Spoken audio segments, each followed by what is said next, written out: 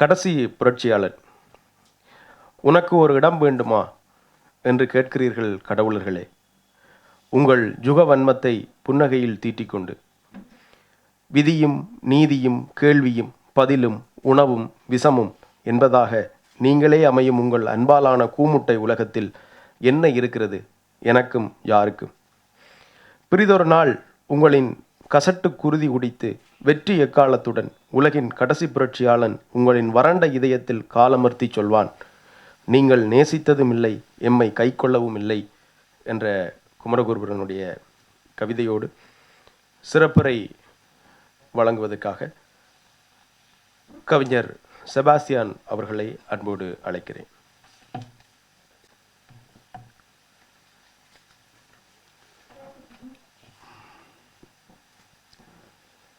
വേദിയിലുള്ള വിശിഷ്ട വ്യക്തിത്വങ്ങളെ, സദസ്സിലുള്ള ഏറ്റവും പ്രിയമുള്ളവരെ, എല്ലാവരെയും നമസ്കരിക്കുന്നു. വളരെ സന്തോഷകരമായ ഈ നിമിഷങ്ങളിൽ കവിതയെക്കുറിച്ച് ഒന്ന് രണ്ട് കാര്യങ്ങൾ മാത്രം ഞാനിവിടെ പറയുകയാണ്. ആർക്കും നിൻ വടിവറിയില്ല എന്ന് കവിതയെക്കുറിച്ച് മഹാകവി കുമാരനാശാൻ പറഞ്ഞിട്ടുണ്ട്. വൈവിധ്യവും അനന്തവുമായ ആ കവിതയ്ക്ക് മുന്നിൽ കൈകൂപ്പി വിസ്മയത്തോടെ നമസ്കരിച്ചു നിൽക്കുവാനേ നമുക്ക് കഴിയൂ. രാമകൃഷ്ണ പരമഹംസ ദേവൻ്റെ കുട്ടിക്കാലത്തെക്കുറിച്ചുള്ള ഒരു കഥ ഉണ്ട്. നമുക്കെല്ലാവർക്കും അറിയാവുന്ന കഥയാണ് അത്. രാമകൃഷ്ണദേവൻ കുഞ്ഞായിരിക്കുന്ന കാലത്ത് കുറച്ച് ദൂരെയുള്ള ഒരു ഭവനത്തിൽ പാല് വാങ്ങുവാനായി പോവുകയാണ്. മഞ്ഞുകാലമാണ്, മനോഹരമായ പ്രഭാതം. അങ്ങ് ദൂരെ നോക്കത്താത്ത പാടം, ആ പാടത്തിൻ്റെ അങ്ങേയറ്റത്ത് ചുവന്ന് തുടുത്ത് ഉദിച്ചു വരുന്ന സൂര്യൻ. ആ സൂര്യനെ കോർത്തുകൊണ്ട് പറന്നു പോകുന്ന കുറ്റികൾ, മഞ്ഞുകാല തുള്ളികൾ, ഹിമഗണങ്ങൾ, ഇങ്ങനെ പേറി നിൽക്കുന്ന നെൽക്കതിരുകൾ. ആ നെൽക്കതിരുകളിലെല്ലാം കുഞ്ഞു സൂര്യന്മാർ. അതിമനോഹരമായ ഈ പ്രകൃതി ദർശനം കണ്ടപ്പോൾ കുഞ്ഞു രാമകൃഷ്ണനെ ഒരു വല്ലാത്ത ആനന്ദാനുഭൂതി ഉണ്ടാവുകയും ബോധം കെട്ട് മോഹാലസ്യപ്പെട്ട് ആ പാടവരമ്പിൽ വീഴുകയും ചെയ്യുകയാണ്.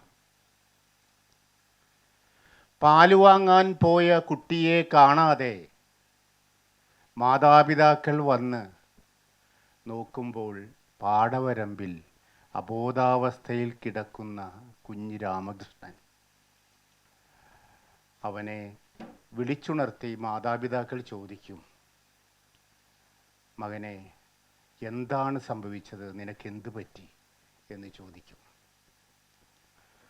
അപ്പോൾ കുഞ്ഞുരാമകൃഷ്ണൻ പറയുന്നത് ഇതാണ്: ഞാൻ ദൈവത്തെ കണ്ടു, ഞാൻ ഈശ്വരനെ കണ്ടു എന്ന് കുഞ്ഞുരാമകൃഷ്ണൻ പറയുകയാണ്. പ്രകൃതിയുടെ അസുലഭമായ സൗന്ദര്യം കണ്ട് അബോധാവസ്ഥയിൽ പാടവരമ്പിൽ വീണ ആ കുഞ്ഞുരാമകൃഷ്ണൻ പറയുകയാണ്, ഞാൻ ഈശ്വരനെ കണ്ടു എന്ന്. പ്രിയപ്പെട്ടവരെ, ഈ ഈശ്വരനെ ദർശിക്കലാണ് കവിത. ദൈവത്തെ കാണലാണ് കവിത. അതിൻ്റെ ആനന്ദാനുഭൂതിയാണ് കവിത. ഖലീൽ ജിബ്രാൻ എന്ന എഴുത്തുകാരൻ പറഞ്ഞിട്ടുണ്ട്, ഓരോ കവിയും തന്നിലൂടെ ഈ പ്രപഞ്ചത്തെ ഒഴുകുവാൻ അനുവദിക്കുന്നു എന്ന്. ഓരോ കവിയും തന്നിലൂടെ ഈ പ്രപഞ്ചത്തെ ഒഴുകുവാൻ അനുവദിക്കുന്നു എന്ന്. കവി ഒരു മുളന്തണ്ട് മാത്രമാണ്. ഉള്ളിലൂടെ തൻ്റെ ആനന്ദാനുഭൂതികൾ, സർഗാത്മകമായ തൻ്റെ പ്രതിഭയുടെ ആനന്ദാനുഭൂതികൾ ഒഴുകുമ്പോൾ അവനുണ്ടാകുന്ന ആനന്ദാനുഭൂതി തോന്നിയാക്ഷരങ്ങളായി കടലാസിലേക്ക് പകരുന്നതാണ്. ആനന്ദാനുഭൂതിയാണ് കവിത. ഈ പ്രപഞ്ചം മുഴുവൻ കവിതയാൽ എഴുതപ്പെട്ടിരിക്കുന്നു എന്ന ബോധം ഓരോ കവിക്കും ഉണ്ട്. ഓരോ കവിയും തൻ്റെ രചനകളിലൂടെ എത്തിപ്പിടിക്കാൻ ശ്രമിക്കുന്നതും പുതു ലോകങ്ങൾ തന്നെയാണ് എന്നുള്ളതാണ് സത്യം. ക്രിസ്റ്റഫർ കൊയ്ലോ എന്ന ഒരു എഴുത്തുകാരനുണ്ട്. അദ്ദേഹം പറഞ്ഞിരിക്കുന്നത്, നമ്മൾ കവിതയിൽ പ്രവേശിക്കേണ്ടിയിരിക്കുന്നു. ശിശുക്കളെ പോലെ ചെറുതാകാൻ കഴിയാത്തവർക്ക് ദൈവരാജ്യത്തിൽ എന്ന പോലെ കവിതയിലും പ്രവേശനമില്ല എന്നാണ് ക്രിസ്റ്റഫർ കൊയ്ലോ പറഞ്ഞിട്ടുള്ളത്. നമുക്കറിയാം, നേരത്തെ രാവിലെ ഇവിടെ പറഞ്ഞതുപോലെ ഈ ലോകത്തെ, ഈ റിയാലിറ്റിയെ വെറുതെ പകർത്തിവെക്കുന്നതല്ല കവിത. അത് ഭാവന കൊണ്ട് മാറ്റിപ്പടയുവാൻ ഉള്ളതാണ് എന്ന് കവികൾക്കറിയാം. അതുകൊണ്ടാണ് നിറങ്ങൾക്ക് നാവുകളുണ്ട് എന്നും കൈകൾക്ക് ഒച്ചവയ്ക്കാൻ കഴിയുമെന്നും പാദങ്ങൾക്ക് അവയുടെ ഭാഷയുണ്ട് എന്നും മരങ്ങൾ കൈകൊട്ടാറുണ്ട് എന്നും പർവ്വതങ്ങൾ കുഞ്ഞാടുകളെ പോലെ തുള്ളിച്ചാടാൻ കഴിയുമെന്നും കവികൾ ആവിഷ്കരിക്കുന്നത്. പ്രിയപ്പെട്ടവരെ, എന്താണ് കവിത കൊണ്ടുള്ള പ്രയോജനം? എന്താണ് കവിത നമുക്ക് തരുന്നത്? നമ്മുടെ ആന്തരികതയെ കൂടുതൽ സൗന്ദര്യമുള്ളതാക്കി തീർക്കുക. നമ്മുടെ ആന്തരികതയെ കൂടുതൽ സൗന്ദര്യമുള്ളതാക്കി തീർത്ത് സ്നേഹമെന്ന, ഈ ലോകത്തെ ഏറ്റവും ഈർപ്പമുള്ള പദമായ സ്നേഹമെന്ന പദത്തിലൂടെ ഈ ലോകം മുഴുവൻ സൗന്ദര്യ സ്നേഹം പകരുവാനുള്ള ശക്തി നൽകുക എന്നതാണ് കവിത കൊണ്ടുള്ള പ്രയോജനം. നമുക്കറിയാം, ഒരു നല്ല കവിതയും അത്ഭുതം കൂറാനാവാതെ നമുക്ക് സ്പർശിക്കാനാവില്ല, വായിച്ചു തീർക്കുവാനാവില്ല എന്ന് നമുക്കറിയാം. ഉള്ളിൻ്റെ ഉള്ളിൽ നിന്നും കവിത നമ്മളെ അതിജീവിപ്പിക്കുന്നുണ്ട്.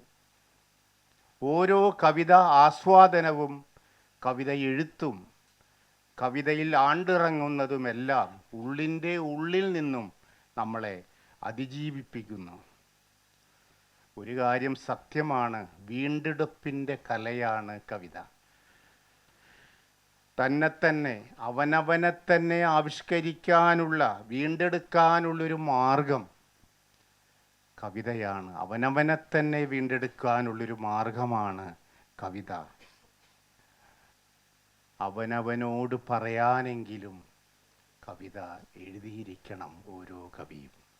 അവനവനോട് പറയാനെങ്കിലും കവിത എഴുതിയിരിക്കണം ഓരോ കവിയും.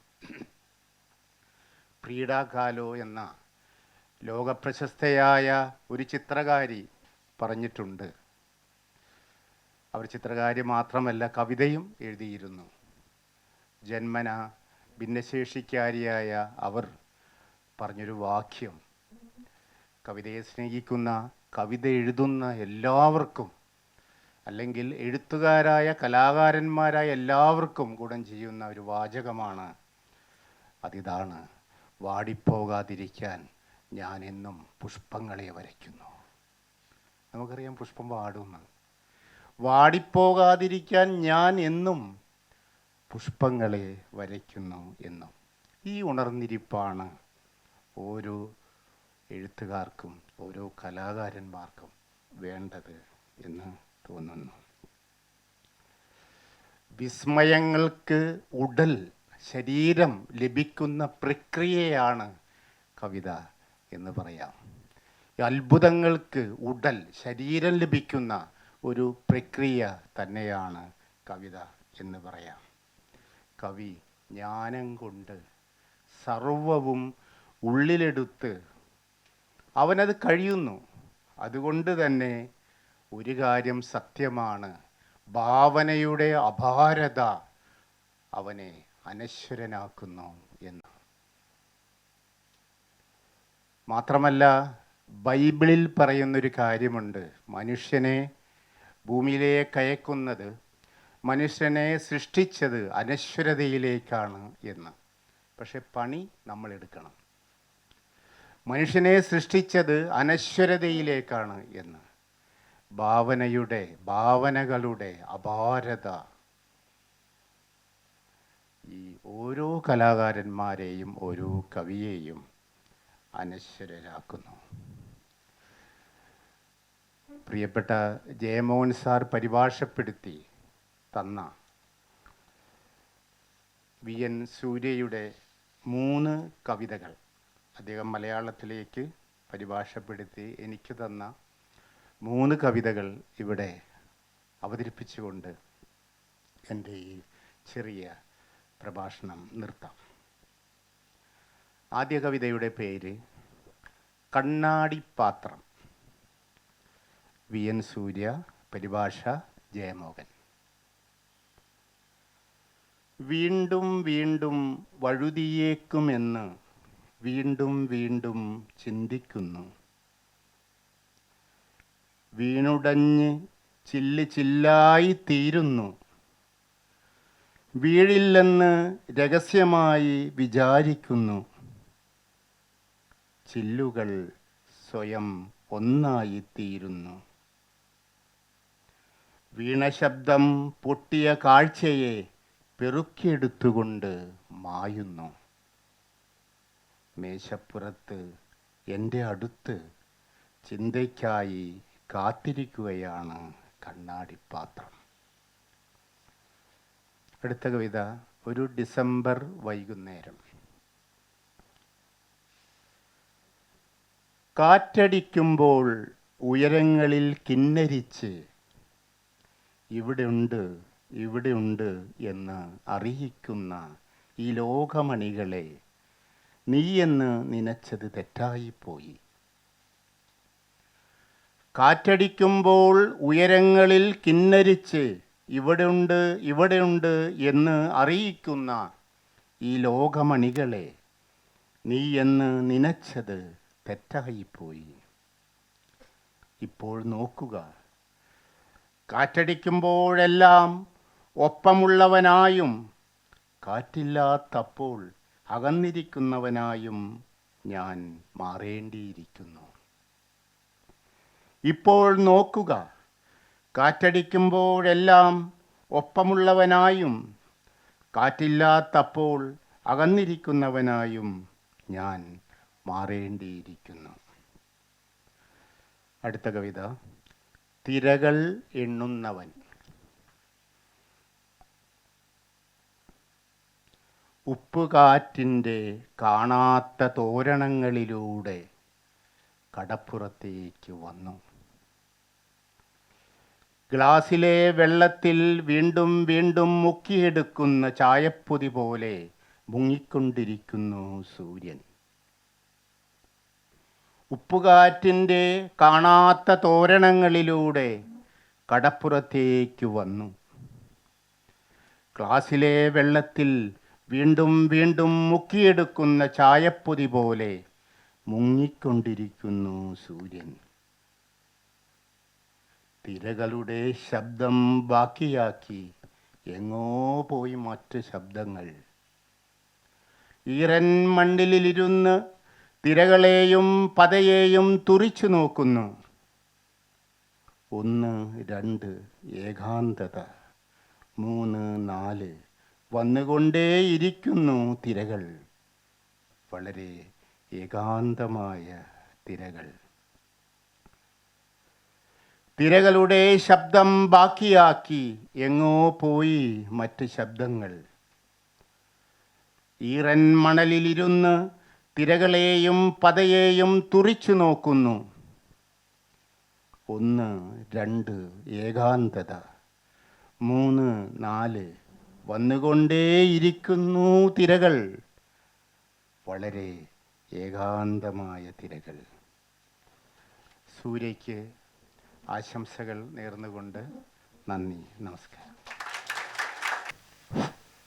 அவருடைய உரையுடைய சுருக்கமான தமிழாக்கம். அனைவருக்கும் வணக்கம். வேணி சூர்யா அவர்களுக்கு வாழ்த்து. ஆர்க்கும் நின் வடிவறியில்லா என்று குமாரநாசான் சொன்னார். யாருக்கும் உன் வடிவென்னம் என்று தெரியவில்லை என்று கவிதையை பற்றி சொன்னார். அந்த கவிதையுடைய மாபெரும் வடிவின் முன் கைகூப்பி நிற்கக்கூடிய தகுதி மட்டுமே கொண்ட நாம் அனைவரும் இங்கு இருந்து கவிதையை பற்றி பேசிக்கொண்டிருக்கிறோம். ராமகிருஷ்ண பரமஹம்சரை பற்றி ஒரு புகழ்பெற்ற கதை உண்டு. இளமை கால ராமகிருஷ்ண பரமஹம்சர் ஒரு பனிக்காலத்தில் காலை நேரத்தில் பால் வாங்குவதற்காக சென்றார். வயல்வெளிகளினூடாக சென்று கொண்டிருந்தார். சூரியன் தோன்றி கொண்டிருந்தது. கொக்குகள் அதை கிழித்து பறந்து கொண்டிருந்தன. பனிக்கால முத்துகளை சூடி நின்றிருந்தன வயல்வெளிகள். நெற்கதிர்கள் அசைந்து கொண்டிருந்தன. அந்த ஆனந்த பரவசத்தில் மயங்கி வலிப்பு வந்து அவர் விழுந்து விட்டார். நெடுநேரம் காண்டி பெற்றோர் தேடி வருகிறார்கள். ராமகிருஷ்ண பரமஹம்சரை தூக்கி அமர வைத்து என்ன நடந்தது என்று கேட்கும்போது, நான் கடவுளை கண்டேன் என்று ராமகிருஷ்ண பரமஹம்சர் சொல்கிறார். கவிஞனுடைய பொறுப்பு என்பது கடவுளை காண்பது மட்டும்தான். ஆனந்த வடிவமாக கடவுளை காண்பது மட்டும்தான். நாம் அனைவரும் ஏதோ வகையில் கடவுளை காண முயலும் கவிஞர்கள் தான். கலீல் கிப்ரானுடைய வரி ஒன்றுண்டு, கவிஞன் தன் வழியாக இப்பிரபஞ்சத்தை ஓட விடுகிறான் என்பது. கவிஞன் ஒரு மூங்கில், அதன் துளைகளினூடாக இப்பிரபஞ்சம் ஓடி செல்கிறது. அந்த இசையே கவிதை என்று சொல்வேன். பிரபஞ்சம் கவிதையால் ஆனது என்று கவிஞன் அறிவார். கவிதையினூடாக மட்டுமே பிரபஞ்சத்தை சொல்ல முடியும் என்றும் கவிஞனுக்கு தெரியும். கவிஞன் எட்ட முயல்வது இப்பிரபஞ்சத்திற்கு மேலான இன்னொரு பிரபஞ்சத்தை, மேலும் மேலும் பிரபஞ்சத்தை. கிறிஸ்டபர் கொய்லோ சொல்கிறார், குழந்தையாக ஆக முடியாதவன் கவிதைக்குள் நுழைய முடியாது என்று. அது பைபிள் உள்ள சொற்றொடரின் இன்னொரு வடிவம். குழந்தையாக ஆகி மட்டுமே கவிதைக்கு அருகே செல்ல முடியும். ஆகவேதான் இந்த யதார்த்த உலகத்தை பிரதி செய்வது கவிதை அல்ல என்று நாம் திரும்பி திரும்பி சொல்கிறேன். காலையிலும் சொன்னேன். ஏனென்றால் அது பொதுவான உலகம். குழந்தைகளுக்கான பிரிதொரு உலகம் உண்டு. கவிஞன் கற்பனையினால் மறு நிர்மாணம் செய்யக்கூடிய ஒரு உலகம் அது. அந்த உலகத்தில் நிறங்களுக்கு நாக்கு இருக்கலாம், கைகள் உரையாடலாம், கால்களுக்கு மனம் இருக்கலாம், மரங்கள் கைதட்டலாம், மலைகள் துள்ளி குதித்து நடனமிடலாம். அத்தகைய கவிதைக்கு என்ன பயன்? அது நம் அகத்தை அழகாக்குகிறது. நம் அகத்தை மிக மிக ஈரமான ஒரு சொல்லால் நிறைக்கிறது. அன்பு எனும் மிக ஈரமான சொல்லால் அது நிறைக்கிறது. நம்மை உலகை நோக்கி திருப்புகிறது. உலகத்தை ஈரமயமானதாக ஆக்குகிறது. எந்த நல்ல கவிதையும் நாம் அற்புத உணர்வு இல்லாமல் படிக்க முடியவில்லை. நம்முடைய உணர்வு என்பது வியப்பும் திகைப்புமாகவே தாம் இருக்கிறது. கவிதை அந்த கணத்திலே அந்த அற்புதம் வழியாக நம்மை உயிர்த்தெழச் செய்கிறது. கவிதையை மீட்டெடுப்பின் கலை என்று தான் சொல்லுவோம். நாம் நம்மை மீட்டெடுக்கக்கூடிய கலை அது. இந்த உலகத்தை நாம் மீட்டெடுக்கும் கலை அது. இன்னொரு வகையில் கவிதை என்பது தன்னோடு தான் பேசும் கலை. நாம் நம்மோடு பேசிக்கொண்டிருக்கக்கூடிய கலை. ஃப்ரைடோ காலா, கவிஞரும் ஓவியருமான ஃப்ரைடோ காலா ஒரு முறை சொன்னார், வாடி போகாதிருப்பதற்காக நான் அன்றாடம் மலர்களை வரைகிறேன் என்று. ஒவ்வொரு நாளும் வாடி போகின்றவை மலர்கள். ஆனால் நாம் வாடி போகாமல் இருக்க அவை தேவைப்படுகின்றன. வியப்பிற்கு உடல் அளிப்பதே கலை என்று நான் சொல்வேன். வியப்பிற்கு அளிக்கப்பட்ட உடல்தான் கவிதை. கற்பனை அவனை படைப்பாளியாக்குகிறது. கற்பனை அவனை அழிவற்றவனாக்குகிறது. கற்பனையினூடாக தன்னை தொடர்ந்து புதுப்பித்து கொண்டு முடியின்மை நோக்கி சென்று கொண்டே இருக்கிறான் கவிஞன். பைபிள் கூறுகிறது, மனிதனை அழிவில்லாதவனாகத்தான் படைத்து இவ்வுலகுக்கு அனுப்பினேன் என்று.